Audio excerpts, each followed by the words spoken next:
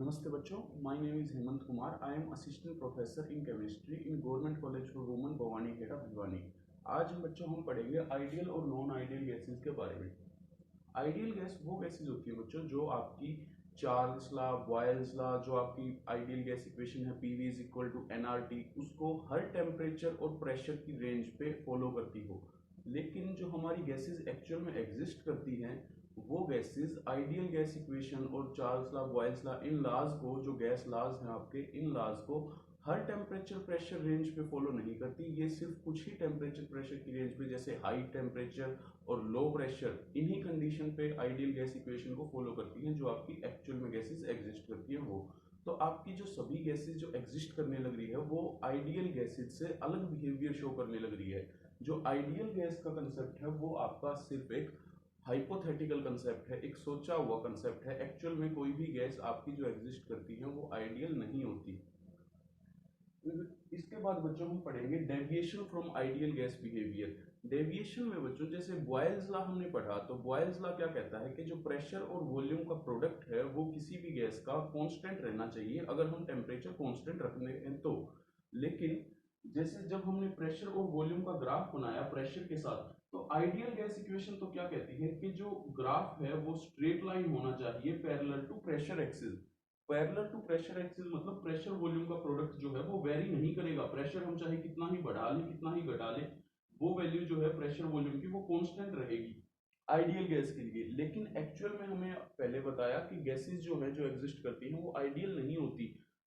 तो बच्चों उनका जो प्रेशर वॉल्यूम है वो प्रेशर के साथ कुछ गैसेस में डिक्रीज होके इंक्रीज होने लग रहा है, कुछ गैसेस में वो डायरेक्ट ही इंक्रीज होने लग रहा है। इसका मतलब कांस्टेंट नहीं रहने लग रहा। कांस्टेंट नहीं रहने का मतलब जो गैसेस हमारी एक्चुअल में एग्जिस्ट करती हैं वो आपकी आइडियल गैसेस नहीं है। इसके बाद बच्चों आइडियल और रियल गैसेस में डिफरेंस। तो आइडियल और रियल गैसेस में, या फिर नॉन आइडियल भी बोल सकते हैं हम रियल गैसेस को, आइडियल और नॉन आइडियल गैसेस में क्या डिफरेंस हुआ बच्चों। नंबर एक, तो आइडियल गैस जो है आपकी वो सभी की सभी गैस लॉज को, जैसे बॉयल्स लॉ, चार्ल्स लॉ, इन गैस लॉज को और आइडियल गैस इक्वेशन जो PV is equal to NRT है आपका, उसको हर टेम्परेचर और प्रेशर की रेंज पे ओबे करती है। लेकिन जो आपकी रियल गैसेस है वो हर टेम्परेचर प्रेशर की रेंज पे आपकी आइडियल गैस इक्वेशन और गैस लॉज को ओबे नहीं करती। जो रियल गैसेस आपकी ये सिर्फ लो प्रेशर और मॉडरेटली हाई टेम्परेचर की रेंज पे ही आपकी आइडियल गैस इक्वेशंस को ओबे करती है।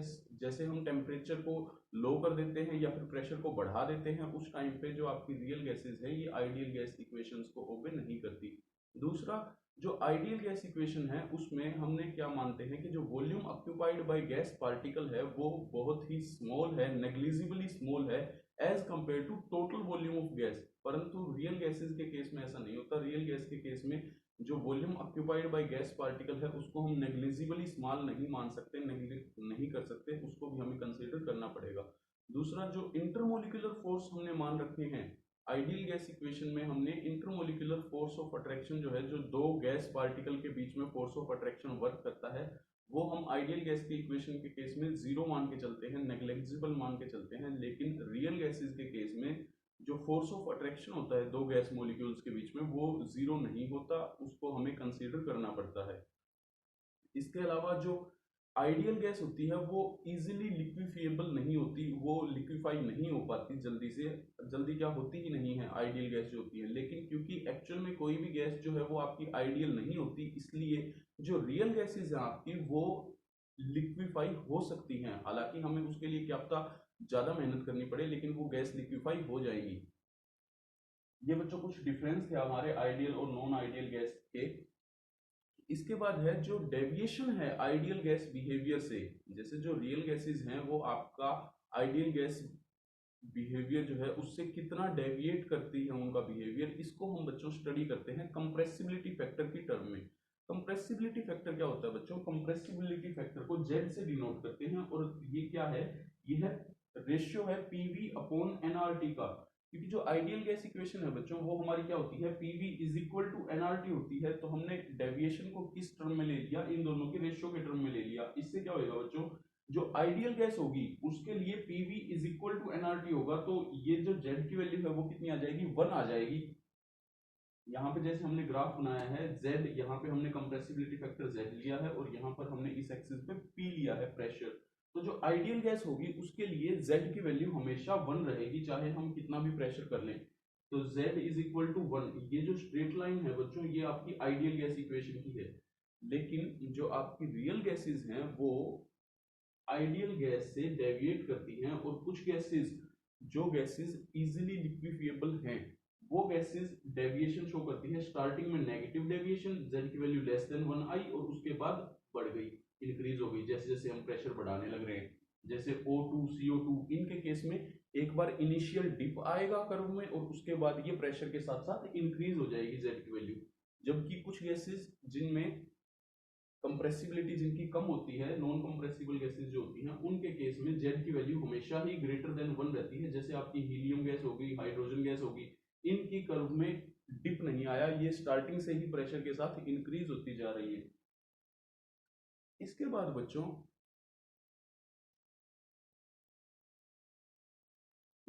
हम पढ़ेंगे इफेक्ट ऑफ टेम्परेचर। टेम्परेचर का क्या इफेक्ट होता है कंप्रेसिबिलिटी फैक्टर पे।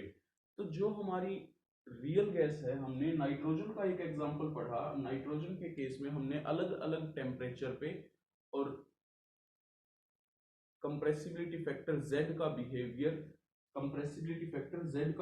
हमने प्रेशर के अलोंग स्टडी किया अलग अलग टेम्परेचर पे। फॉर एग्जांपल जैसे जो फर्स्ट कर्व है, ये है आपकी -50 डिग्री सेंटीग्रेड पे। -50 डिग्री सेंटीग्रेड पे जो कर्व में डिप था, इनिशियल डिप जो था वो ज्यादा था आपका। उसके बाद जैसे जैसे हमने टेम्परेचर बढ़ाया, -50 डिग्री सेंटीग्रेड से हमने 0 डिग्री सेंटीग्रेड किया, 0 डिग्री के बाद फिर हमने +50 और कर दिया, फिर +50 करके 100 कर दिया। हमने 50-50 डिग्री के डिफरेंस पे जब हमने इसका बिहेवियर चेक किया नाइट्रोजन गैस का, तो जो स्टार्टिंग में -50 डिग्री है, वहां पर आपका कम टेम्परेचर है, कम टेम्परेचर पे इनिशियल डिप जो है वो ज्यादा है। इसके बाद जब हमने 50 डिग्री टेम्परेचर इंक्रीज किया, 0 डिग्री पे जब हमने लिया, तो जो इनिशियल डिप था, देखो -50 में डिप इतना जाने लग रहा है और 0 डिग्री पे डिप कम हो गया। जब हमने और ज्यादा इसका टेम्परेचर इंक्रीज किया, +50 डिग्री पे जब हमने लिया, तो इसका जो कर्व थी ये नियरली आइडियल बिहेवियर वाली जो स्ट्रेट लाइन है उसके साथ साथ आई कुछ दूर तक। उसके बाद फिर इसने भी राइज करना शुरू कर दिया, और जब 100 पे लिया हमने, 100 पे इसने कोई इनिशियल डिप शो नहीं किया। तो इसका क्या मतलब हुआ बच्चों, इस ग्राफ से हमें क्या पता लगा कि जैसे जैसे हम अपना टेम्परेचर बढ़ाते जाते हैं, वैसे वैसे जो इनिशियल डिप है वो कम होता जाता है, इनिशियल डिप कम होता जाता है, और फिर एक टेम्परेचर ऐसा आता है जिस टेम्परेचर पे जो आपकी गैस है, जो आपकी रियल गैस है, वो कुछ प्रेशर तक आपका आइडियल बिहेवियर शो करती है, सिमिलर टू आइडियल बिहेवियर। जैसे नाइट्रोजन के केस में जो 50 डिग्री टेम्परेचर है, 50 डिग्री टेम्परेचर पे नाइट्रोजन गैस ने थोड़ी दूर तक, जैसे इस तरफ प्रेशर बढ़ने लग रहा है ना बच्चों, तो कुछ दूर तक तो उसने आइडियल बिहेवियर शो किया, आइडियल कर्व के साथ चली, उसके बाद उसने इंक्रीज करना शुरू कर दिया। तो ये जो टेम्परेचर है बच्चों, जिस टेम्परेचर पे आपकी गैस आइडियल बिहेवियर शो करे, हालांकि एंटायर प्रेशर रेंज पे शो नहीं करेगी, लेकिन थोड़े बहुत प्रेशर की रेंज पे, लो प्रेशर पे जो आपकी आइडियल बिहेवियर शो करती है गैस, उस टेम्परेचर को, उस गैस का हम क्या कहते हैं, बॉयल्स टेम्परेचर कहते हैं।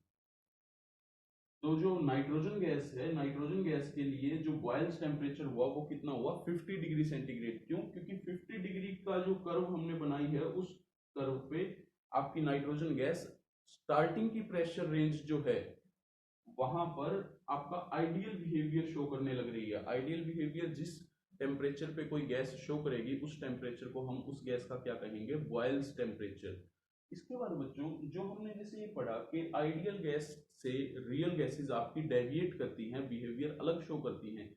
ये ऐसा क्यों होता है, इसके क्या रीजन है डेविएशन के, कॉज ऑफ डेविएशन क्या है कि आइडियल गैस की तरीके से क्यों नहीं शो करने लग रही हमारी रियल गैस बिहेवियर, क्यों नहीं शो करती बच्चों? क्योंकि जो आइडियल गैस इक्वेशन है ये काइनेटिक थ्योरी ऑफ गैसेस पे बेस है। काइनेटिक थ्योरी ऑफ गैसेस में हमने कुछ अजम्पशन पढ़े थे, जैसे मॉलिक्यूल गैस के जो है वो रैंडम मोशन में कर रहे हैं, उनके बीच में कोई फोर्स ऑफ अट्रैक्शन नहीं है, जो प्रेशर एक्सर्ट करेगी गैस वॉल पे वो उनकी मोशन की वजह से होगी, जो वो स्ट्राइक करेंगे वॉल के साथ। इस तरीके की कुछ बेसिक अजम्पशन पढ़ी थी हमने काइनेटिक थ्योरी ऑफ गैसेस की, उनकी पोस्टुलेट।